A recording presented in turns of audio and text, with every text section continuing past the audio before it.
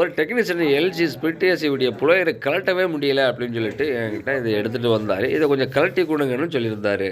அந்த டெக்னீஷியனை மேலே வச்சு கழட்டி முயற்சி பண்ணியிருக்காரு. ஆனால் முடியல. திரும்ப கீழே வச்சு கழட்டி முயற்சி பண்ணியிருக்காரு. அது முடியல. திரும்பியும் என்கிட்ட எடுத்துகிட்டு வந்தார். நீங்கள் கழட்டி கொடுங்கடா அப்படின்னு சொல்லிட்டு. நம்ம இப்போ முதல்ல என்ன பண்ண போகிறோம்னா, அதில் WD-40 போட்டு அடித்து பக்காவாக அதை வெளியே எடுத்து அதை க்ளீன் பண்ணி கொடுத்துடலாம் அப்படின்னு சொல்லிட்டு நாம் WD-40 போட்டு ஊற வச்சிடுறோம். ஊற வச்ச புளையரை திரும்பவும் நாம் எடுத்து கழட்ட முயற்சி பண்ணுறோம். அதை கழட்டி பக்காவாக அதை ஈஸியாக கழட்டு வெளியே வந்துடுது. அது மட்டும் இல்லைங்க, ஒரு சில புளையர் ரொம்ப கடினமாக இருக்கும் கழட்டுறதுக்கு. ரொம்ப கேர்ஃபுல்லாகவும் கழட்டணும்.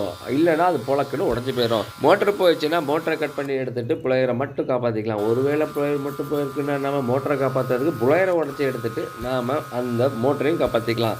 இப்போ நமக்கு மோட்டரும் நல்லாயிருக்கு, புளையர் நல்லாயிருக்கு. வாட்டர் வாஷ் பண்ணுறதுக்கு தான் இந்த தடவை கழட்டிட்டோம் அப்படின்னு சொல்கிறாங்க. இப்போ மோட்டரையும் கழட்டிட்டோம், புளையர் தனித்தனியாக கழட்டி ஒரு வாட்டர் வாஷ் பண்ணி பக்காவாக அவங்கள்ட்ட ஒப்படைச்சிட்டோம்.